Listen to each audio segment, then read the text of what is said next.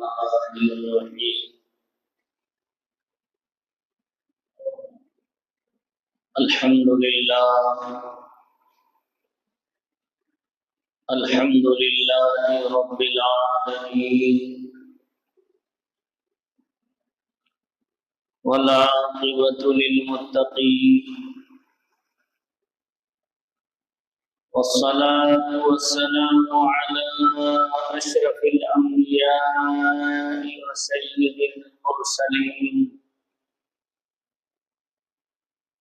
وعلى آله وأصحابه أجمعين. أما بعد، فأعوذ بالله من الشيطان الرجيم. بسم الله الرحمن الرحيم. محمد رسول الله. وقال تعالى: هو الذي أرسل رسوله بالهدى ودين الحق ليظهره على الدين كله ولو كره المشركون.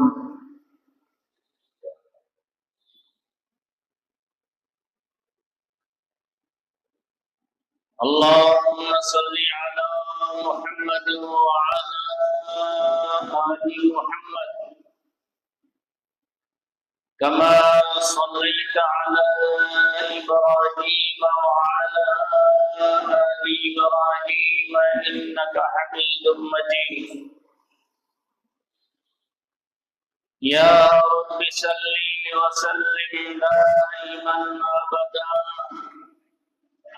على حبيبك خير الخلق كلهم.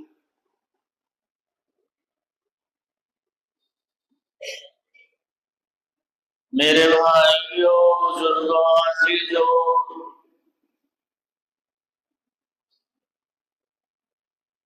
سرور کائنات جناب محمد رسول اللہ صلی اللہ علیہ وسلم کی زندگی کے حالات سے متعلق باتیں چل رہی ہیں.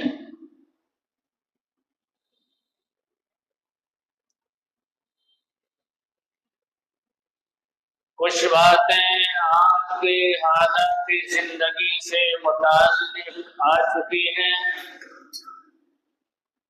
اور کچھ باتیں آج بھی عرض کی جائیں گی.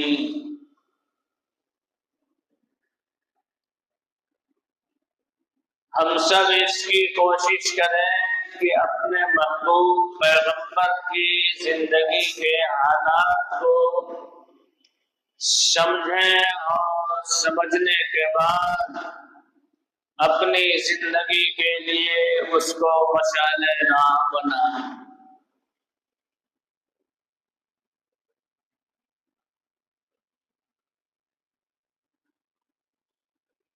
گزشتہ جمعہ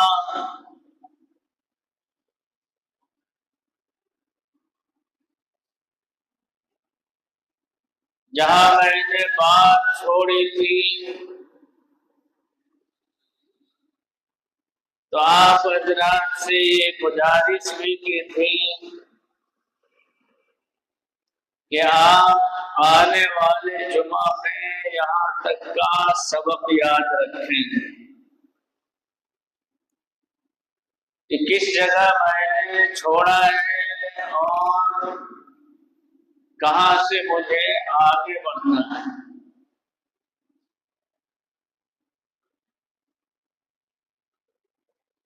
اگر آپ میں سے کوئی شخص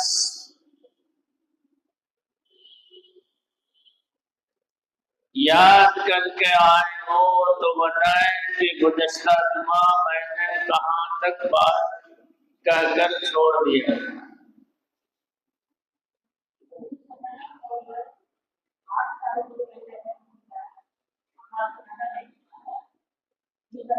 دیکھیے ایک آدمی جو ہے آپ کے وکیل بن کر آئے،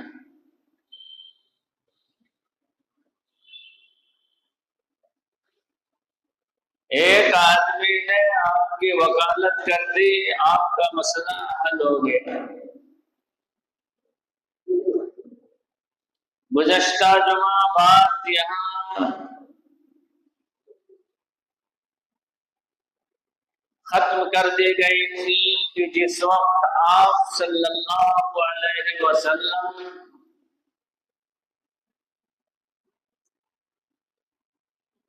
کی عمر 8 سال 2 ماہ 10 دن ہوئی تھی، اس وقت آپ دادا کی کفالت میں تھے، عبد المطلب کی کفالت میں تھے، اور جب آپ کی عمر 8 سال 2 ماہ 10 دن ہو گئے، اس وقت آپ کے دادا عبد المطلب بھی دنیا سے رخصت ہو گئے۔ بات یہی رکی ہوئی تھی، اب آگے کی بات آپ سے عرض کرنی ہے۔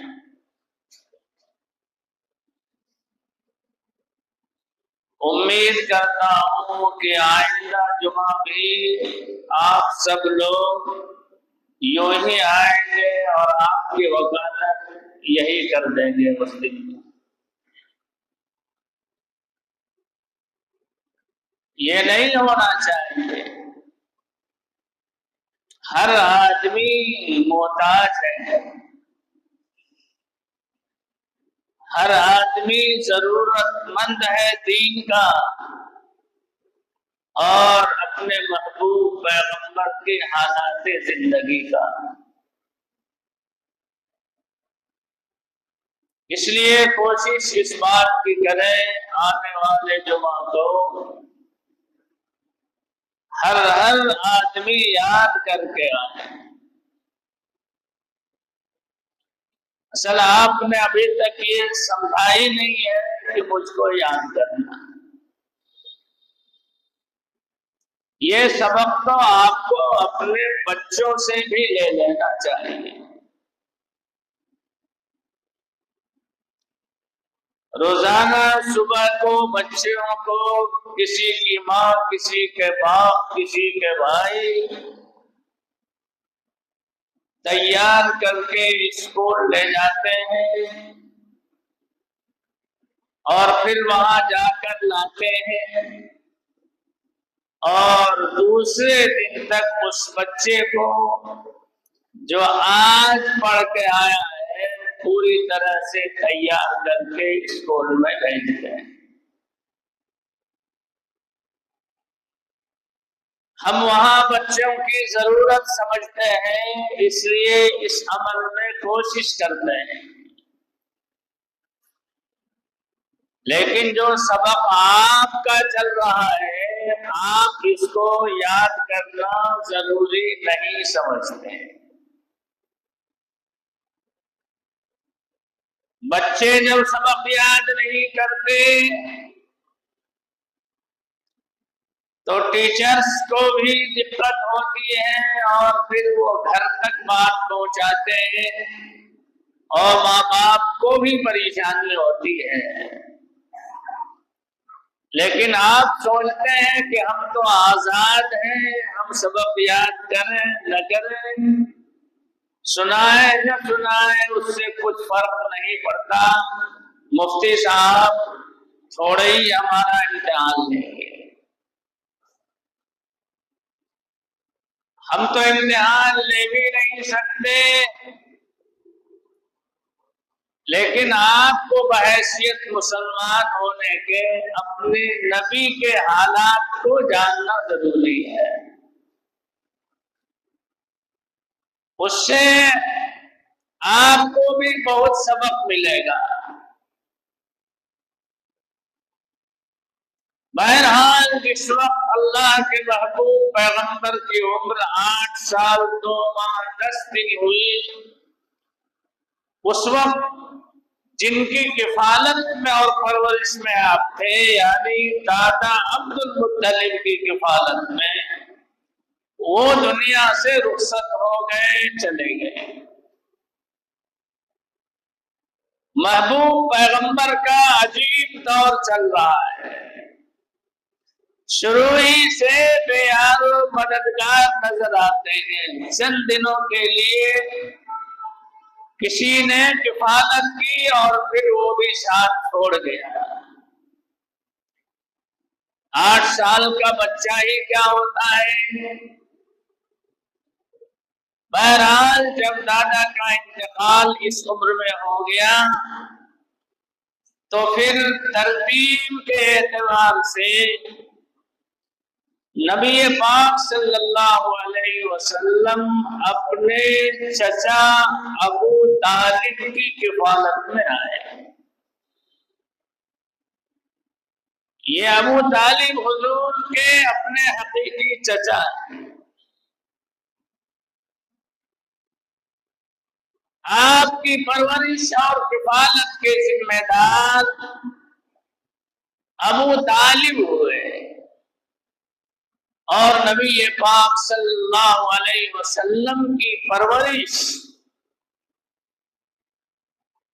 آپ کی کفالت اس انداز میں ابو طالب نے کی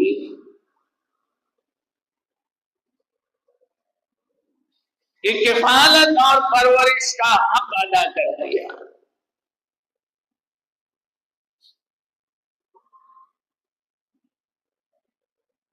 ابھی کسی آدمی کو اپنے بھتیجے کی کفالت کا موقع مل جائے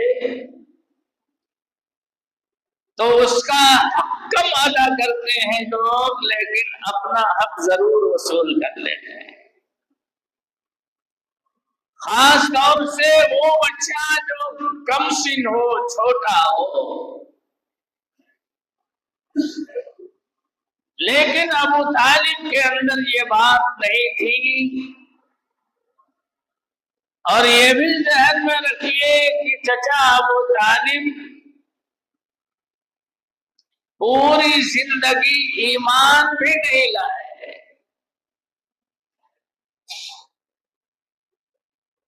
کفر میں ہی آپ کی زندگی گزری، اور اس حالت میں حضور کی پرورش ابو طالب نے فرمائی۔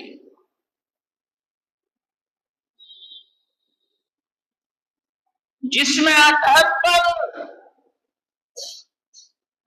حضور پاک صلی اللہ علیہ وسلم کے جسم اطہر پر ابو طالب نے کبھی یہ گوارا نہیں کیا کہ ایک مکھی بھی بیٹھ جائے۔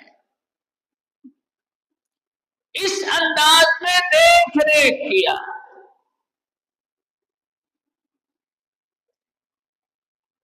اور میں نے عرض کیا کہ اس وقت تک کھانا نہیں کھاتے آپ کے چچا جب تک حضور دسترخوان پہ حاضر نہیں ہوتے۔ حالانکہ اس وقت آپ محمد رسول اللہ نہیں ہوئے تھے، اس وقت آپ محمد ابن عبداللہ تھے، آپ رسول نہیں ہوئے ہیں 8 سال کی عمر میں، نارمل حالات میں تھے، اور چچا بھی کفر کی حالت میں تھے، لیکن پرورش کا میں نے عرض کیا کہ حق ادا کر دیا۔ کبھی بھی یہ گوارا نہیں کیا کہ میرے بھتیجے کو کوئی دقت کا سامنا کرنا پڑے۔ ہمیں اور آپ کو بھی چاہیے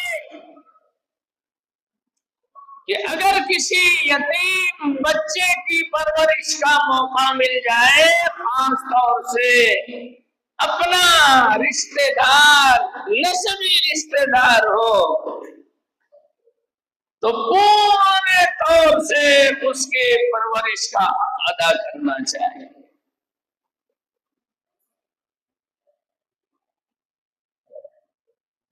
نبی پاک صلی اللہ علیہ وسلم اپنے چچا کی کفالت میں آ گئے، اور ابو طالب نے ان کی پرورش کرنا شروع کیا۔ جب تھوڑی سی اور عمر آقا کی ہوئی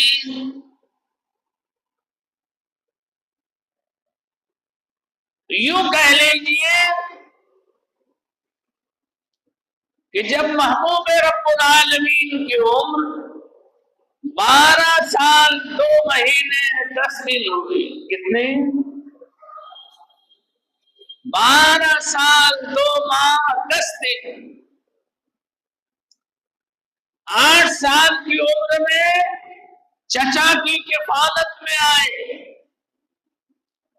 اور 12 سال 2 ماہ 10 دن کی جب عمر ہوئی تو اپنے چچا ابو طالب کے ساتھ بغرض تجارت کے سلسلے میں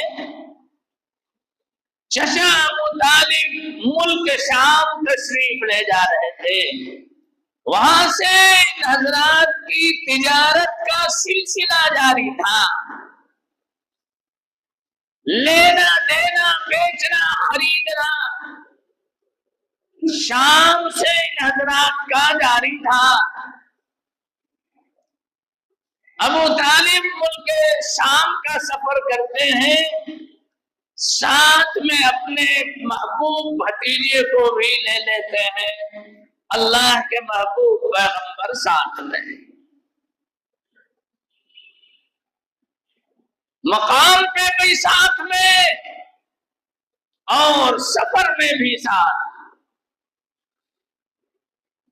دونوں مقصد تھا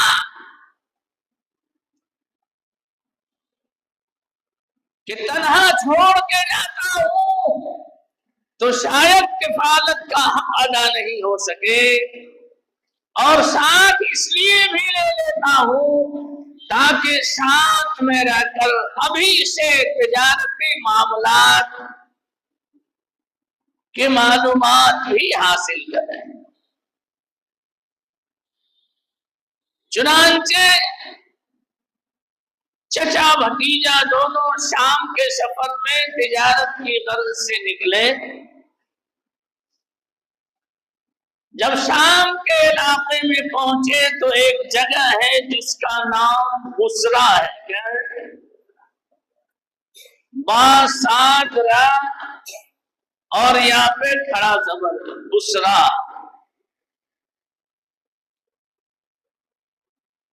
شام کے علاقے کی ایک جگہ ہے جس کا نام بصرہ ہے۔ وہاں جب یہ دونوں حضرات پہنچے تو ایک جگہ ان لوگوں نے قیام فرمایا، رکے، ٹھہرے۔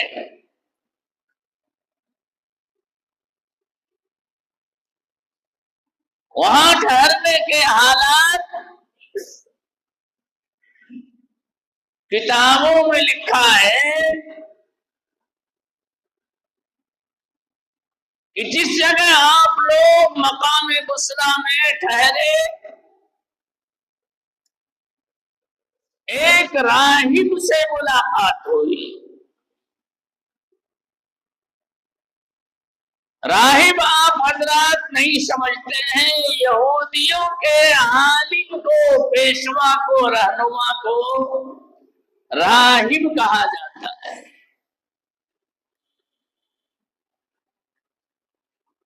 اس راہب سے مقام بصرہ میں ان دونوں چچا بھتیجے کی ملاقات ہوئی۔ اس راہب کی نگاہ جب محمد الرسول اللہ پر پڑی ہے تو قریب آیا اور آنے کے بعد ابو طالب سے پوچھا یہ بچہ کون ہے؟ چچا نے بتایا کہ یہ میرا بھتیجا ہے۔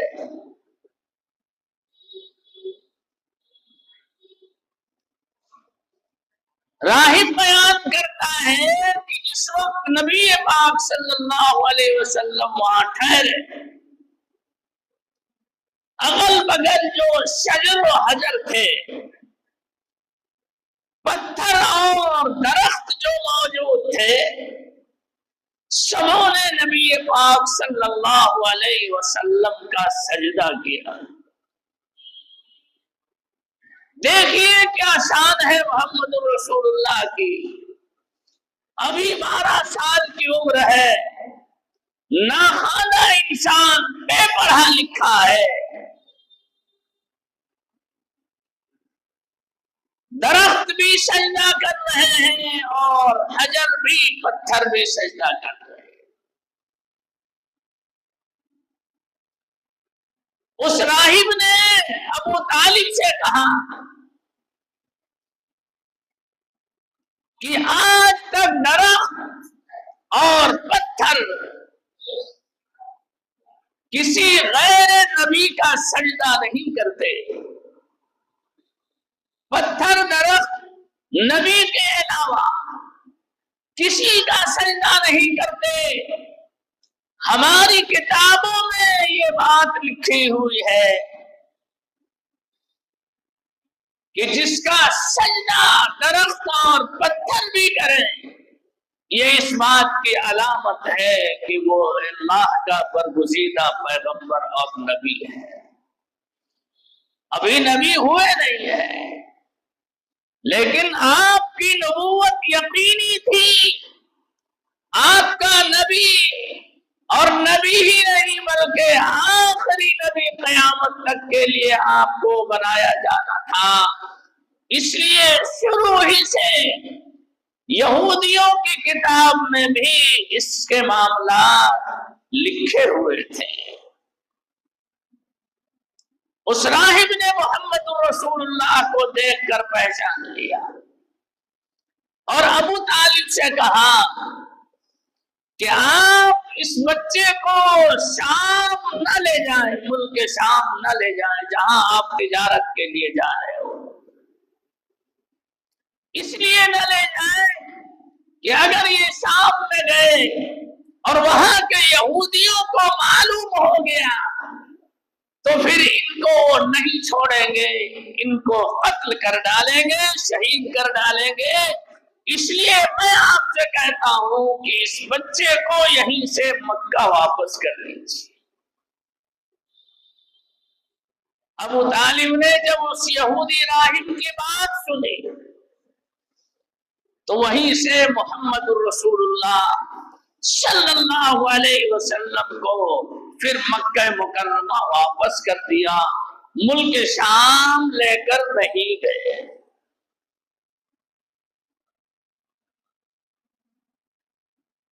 حضور مکہ تشریف لے آئے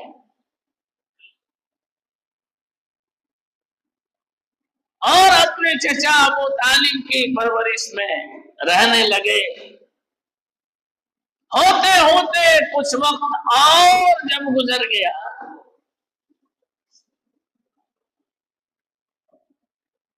اور حضور پاک صلی اللہ علیہ وسلم کی عمر مبارک 24 سال تک ہو گئی، 24 سال آپ کی عمر ہو گئی۔ اس درمیان میں آپ نے ملک شام کا سفر نہیں کیا۔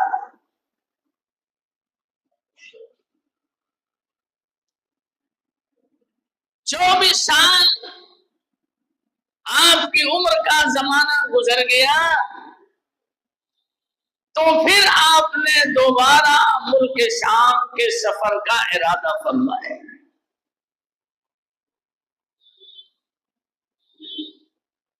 یہ دوسرا سفر جو حضور کا ملک شام کا سفر ہونے والا ہے، یہ سفر بھی تجارت ہی کی غرض سے ہونے والا ہے، لیکن دوسرا جو سفر آپ کا شام کا ہونے والا تھا، یہ مکہ مکرمہ کی ایک بہت ہی شاندار، جاندار، مالدار، پاکیزہ، نیک صالح عورت کی تجارت کا مسئلہ تھا۔ مکے میں ایک عورت تھی جو بہت ہی پاک باز، مالدار بھی تھی، ہر اعتبار سے مضبوط بھی تھی۔ اس کا کام بھی تجارت کا ہوتا تھا۔ اس عورت کا نام حضرت خدیجہ رضی اللہ تعالی عنہا ہے۔ آپ جانتے ہوں گے کہ حضرت خدیجہ یہ حضور کی بیویوں میں سے ایک بیوی ہے،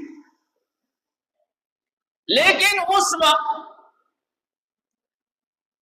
حضرت خدیجہ آپ کے نکاح میں نہیں تھی، یعنی آپ کا نکاح خدیجہ سے نہیں ہوا تھا۔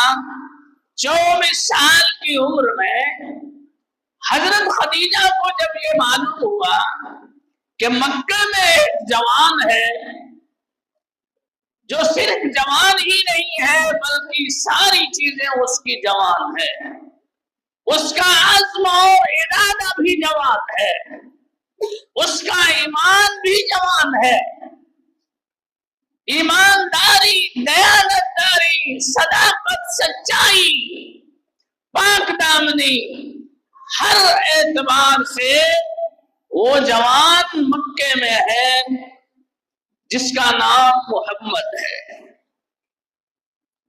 تو حضرت خدیجہ نے اپنی تجارت کے لیے محمد رسول اللہ صلی اللہ علیہ وسلم کا انتخاب فرمایا اور تجارت کے لیے دوبارہ شام بھیجا اور ساتھ میں اپنے غلام کو بھی کر دیا۔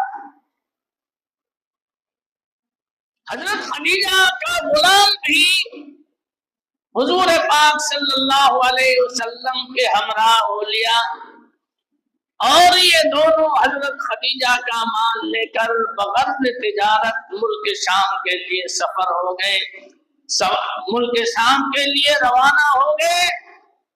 اس غلام کا نام میسرہ ہے، میم یا سین را چھوٹی ہا، میسرہ۔ میسرہ غلام حضرت خدیجہ کا حضور پاک صلی اللہ علیہ وسلم کے ساتھ ہے۔ حضرت خدیجہ کے مال کی تجارت کے لیے یہ دونوں ملک شام تشریف لے جا رہے ہیں۔ قدرت کی شان یہ دیکھیے کہ دوسری مرتبہ بھی جب شام میں داخل ہوئے تو وہاں بھی ایک راہب سے پھر ملاقات ہوئی، یہودی کے دوسرے عالم سے ملاقات ہوئی۔ اس کا نام نستورہ تھا، نون چھوٹی سین فا وا را الف، نستورہ۔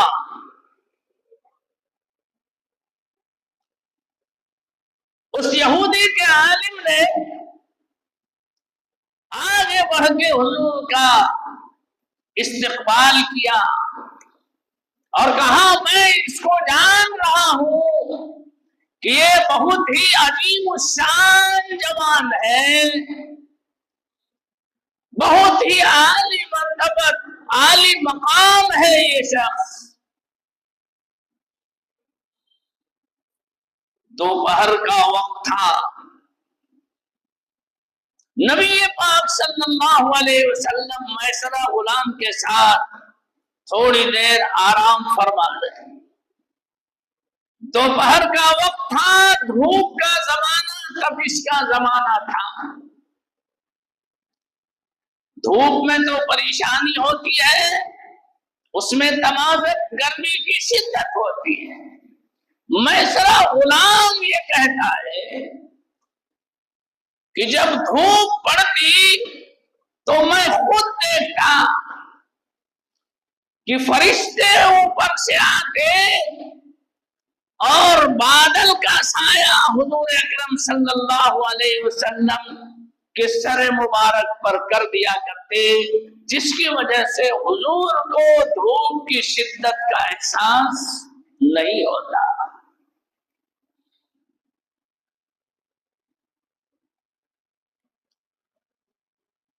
یہ معاملات ہو رہے ہیں، غلام خدیجہ کا ساتھ میں ہے۔ بہرحال وہاں سے پھر شام کا سفر ہوا، اور جو مال آپ حضرات لے کر گئے تھے، مال بیچا بھی اور وہاں سے پھر مال خریدا بھی،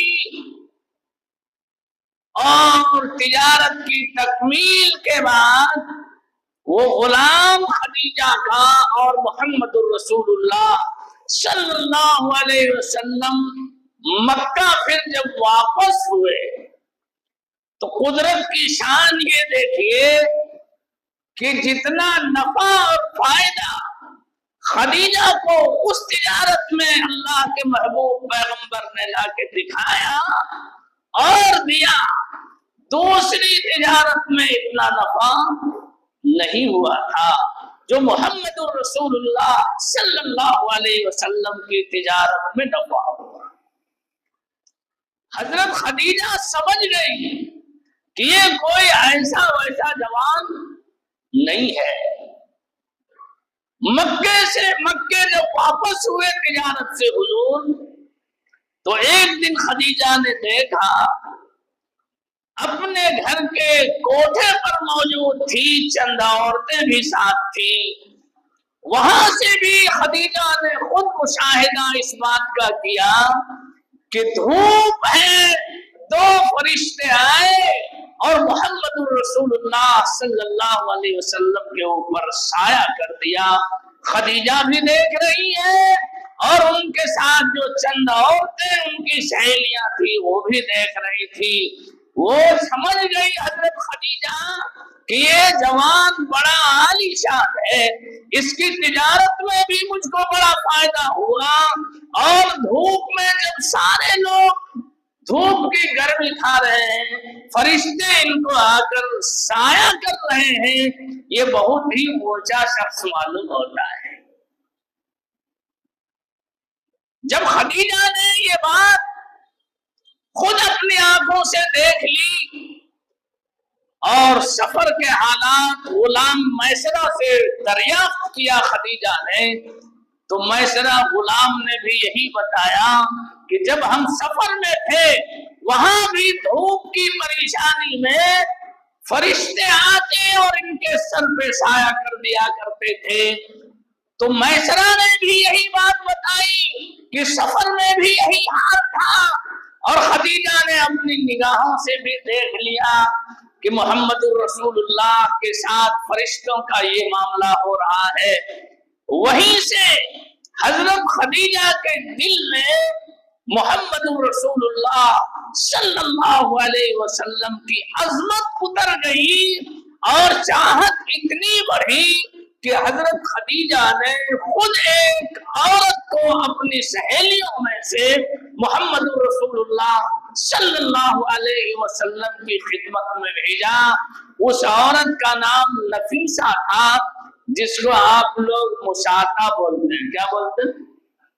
کلکتہ میں کیا بولتے ہیں جو رشتہ لگاتے ہیں؟ اب مشاطہ کا مطلب کیا ہوتا ہے ہم کو آج تک سمجھ میں نہیں آیا۔ آپ لوگ جانتے ہیں؟ خالی اتنا جانتے ہیں آپ لوگ کہ جو لوگ رشتہ لگاتے ہیں اس کو کیا بولتے ہیں؟ متاشا بولتے ہیں۔ اس کو متاشا بول دیجیے، بتاشا بول دیجیے، جو چاہیے۔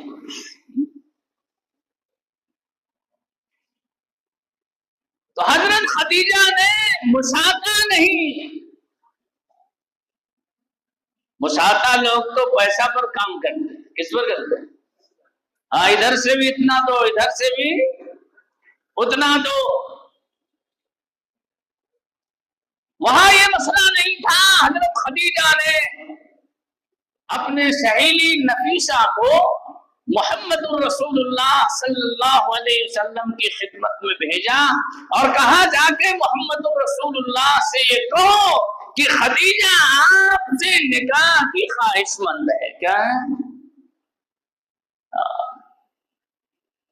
حضور کی دینداری، امانت داری، تقوی، پرہیزگاری، یہ دیکھ کر خدیجہ بےتاب ہو گئی، جبکہ خدیجہ خود ہی بہت مالدار، جاندار، شاندار عورت تھی، اور مکے میں بہت سارے اس کے خریدار پہلے آ چکے تھے۔ خریدار کا مطلب یہ ہے کہ بہت سارے لوگ پیشکش کر چکے تھے کہ اے خدیجہ، تم سے میں نکاح کرنا چاہتا ہوں، تم راضی ہو جاؤ۔ بہت سارے لوگوں نے اپنے طرف سے یہ پیشکش مکے میں کیا، لیکن خدیجہ نے سب کو ٹھکرا دیا، اور اس نوجوان کو جس کے پاس کچھ بھی معلومات نہیں ہے، لیکن صرف امانت داری اور صدق و دیانت نے خدیجہ کو مجبور کر دیا، اور محبوب رب العالمین کو اپنا محبوب بنانا چاہا۔ اس عورت کو پیغام دے کر بھیجا۔ جب وہ عورت محمد رسول اللہ صلی اللہ علیہ وسلم کی خدمت میں حاضر ہوئی اور جا کے محمد رسول اللہ کا پیغام دیا، محمد رسول اللہ کو پیغام اس عورت نے سنایا، تو اللہ کے محبوب پیغمبر نے اس کو قبول فرمایا۔ کیا کیا؟ ہاں، میں راضی ہوں۔ چنانچہ حضرت خدیجہ کے نکاح کے بعد محمد رسول اللہ سے وہی شروع ہو گئی۔ اس کے بعد حضور نے اپنی رضامندی کا اظہار فرمایا، لیکن اس کے بعد اپنے چچا کو بھی حضور نے خبر کیا، جس کی پرورش میں آپ موجود تھے، ابو طالب کی۔ آپ نے ان کو خبر دیا کہ چچا اس طرح کی بات ہے، خدیجہ نے نکاح کا پیغام میرے پاس بھیجا ہے، میں اس سے راضی ہوں، آپ کیا فرماتے ہیں؟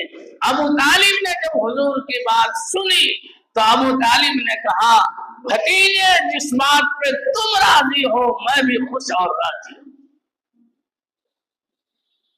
چنانچہ بات ہو گئی، اور ابو طالب کے علاوہ اور دوسرے وہاں کے لوگوں کو بلایا گیا، اور محمد رسول اللہ صلی اللہ علیہ وسلم کا نکاح حضرت خدیجہ کے ساتھ کر دیا گیا۔ ابو طالب آپ کے چچا نے خطبہ نکاح پڑھا، اور ورقہ بن نوفل ایک شخص ہے، اس نے ایجاب قبول کروایا۔ 500 درہم میں حضور پاک صلی اللہ علیہ وسلم کا نکاح مہر کے اعتبار سے ہو گیا، اور حضور کے نکاح میں حضرت خدیجہ چلی آئی۔ اس وقت حضور پاک صلی اللہ علیہ وسلم کی عمر 25 سال تھی۔ کتنی تھی؟ 25 سال کی عمر میں حضور کا نکاح، پہلا نکاح ہوتا ہے حضرت خدیجہ سے۔ نکاح ہو گیا حضور کا 25 سال کی عمر میں خدیجہ سے، اور اس وقت خدیجہ رضی اللہ تعالی عنہا کی جو عمر تھی وہ 40 سال تھی۔ کتنا دونوں کا فرق ہے؟ 15 سال۔ ابھی 15 سال فرق ہو جائے نکاح کو کرنا ہے؟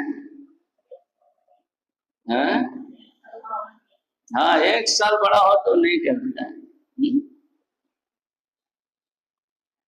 نبی پاک صلی اللہ علیہ وسلم کو اللہ رب العزت نے سب کے لیے نمونہ بنا کر بھیجا تھا کہ جب جیسی ضرورت پڑے ویسا عمل کر لو۔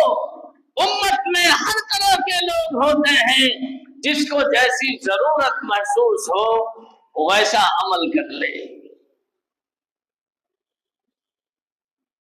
خدیجہ سے جس وقت حضور کا نکاح ہوا اس وقت آپ کی عمر 25 سال، خدیجہ کی عمر 40 سال، اور عمر ہی 40 سال صرف نہیں تھی بلکہ اس سے پہلے خدیجہ دوسرے مرد کے نکاح میں تھی۔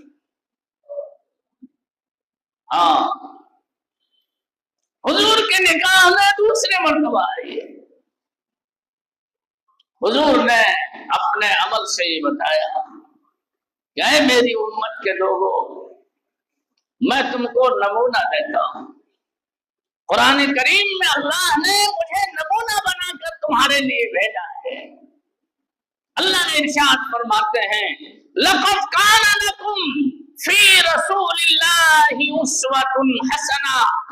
ऐ मेरे महबूब पैगंबर, मैंने आपको उम्मत के लिए बेहतरीन नमूना बनाकर भेजा है। खाली नमूना ही नहीं बजाया, उस्वतुन हसना, अच्छा नमूना, बेहतर नमूना जिस पर अमल किया जाए और अमल करके कामयाबी हासिल की जाए। सबसे पहला सबक हुजूर ने ये दिया कि जरूरत पड़े तो बेवा से भी निकाह करो। किससे करो?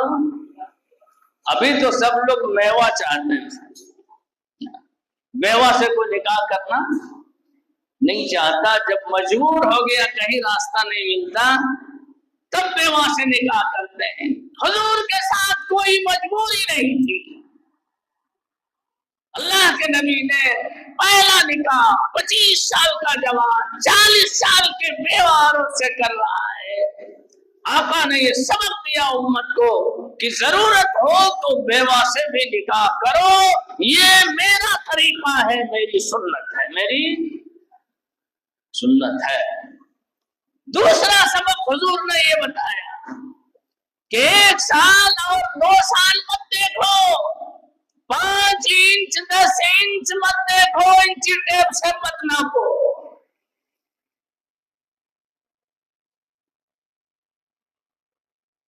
उम्र में कमी ज्यादती हो तब भी निकाह करो, तब भी। हाँ, ये भी मेरा तरीका है, मेरी सुन्नत है। आका ने 15 साल के डिफरेंस में और शादी की, आपने निकाह किया, ये बता दिया उम्मत को कि अगर तुम्हें जरूरत पड़े तो ऐसा निकाह भी करो, मैं भी, मेरा तरीका है, मेरी सुन्नत है। आज 15 साल के फर्क में तो करना नहीं चाहता। नबी की सुन्नत खाली निकाह ही नहीं है। लोग कहते हैं ये सुन्नत हमको अदा करना है, सुन्नत निकाह वाली अदा करनी है। जहां नबी की सुन्नत निकाह करना है वहां ये सारी सुन्नतें भी हैं। बेवा से भी निकाह करना सुन्नत है और उम्र के डिफरेंस में भी निकाह करना सुन्नत है। और हुजूर ने ये बता दिया कि अगर लड़के की उम्र कम है, लड़की की उम्र ज्यादा है, तब भी निकाह करो, ये भी मेरी सुन्नत है।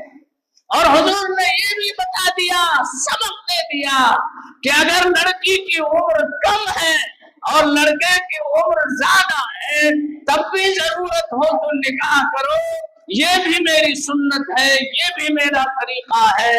जैसे हजरत आयशा से जब निकाह हुजूर ने फरमाया, उस वक्त हजरत आयशा बहुत कम सिन छोटी थी और हुजूर की उम्र उसके एतबार से ज्यादा थी। कितनी थी मैं आइंदा आपको बताऊंगा, सिर्फ याद रखो कि नबी पाक सल्लल्लाहु अलैहि वसल्लम ने सारा तकाबुल करके दिखा दिया कि बच्चे की उम्र ज्यादा हो, बच्चे की कम हो, बच्चे की उम्र कम हो, बच्चे की उम्र ज्यादा हो, सब हालत में निकाह करो। सब मेरी सुन्नत, सब मेरा तरीका, मैं तमाम लोगों के लिए नमूना बनकर आया। बहरहाल 25 साल की उम्र में नबी पाक सल्लल्लाहु अलैहि वसल्लम का निकाह हजरत खदीजा से हो गया और उस वक्त हजरत खदीजा की उम्र 40 साल थी। नबी पाक सल्लल्लाहु अलैहि वसल्लम के अक़्द में खदीजा आती है और अल्लाह के महबूब पैगंबर का ये पहला निकाह था। हजरत खदीजा का बेवगी की हालत में ये दूसरा निकाह था। और एक बात और भी सुन लीजिए कि अल्लाह के महबूब पैगंबर की जितनी बीवियां थी, कितनी बीवियां थी, हम आगे आपको बताएंगे। आज ये सब बताएंगे तो ओवरफ्लो हो जाएगा। हुजूर की जितनी बीवियां थी उसमें से सिर्फ एक बीवी है जो कुमारी है, बाकी सारी बीवियां बेवा। क्या?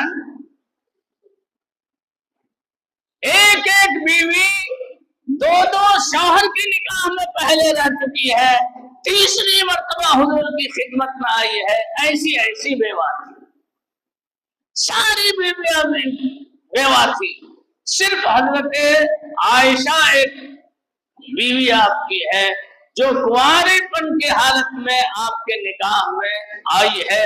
نبی پاک صلی اللہ علیہ وسلم نے ہم سب کو یہ بھی بتا دیا کہ بیوہ سے نکاح کرنا بھی میری سنت ہے، میرا طریقہ ہے، ضرورت پڑے تو بیوہ سے بھی نکاح کرو۔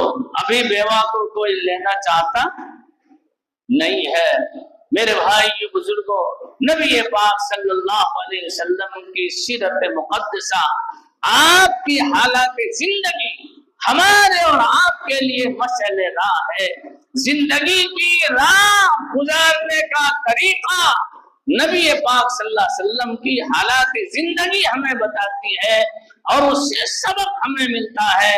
ہم کو بھی اللہ کے محبوب پیغمبر کی زندگی کو اپنے لیے نمونہ بنانا چاہیے، اور اسی میں دنیا اور آخرت کی کامیابی اور کامرانی ہے۔ اللہ ہم سب کو سننے کہنے سے زیادہ عمل کی توفیق نصیب فرمائے۔ آج میں آپ کو یہاں چھوڑ کر جا رہا ہوں، کہاں کہ حضور کا نکاح ہوا جس وقت دوبارہ ملک شام سے سفر کے بعد، اس وقت آپ کی عمر 25 سال، خدیجہ کی عمر 40 سال تھی۔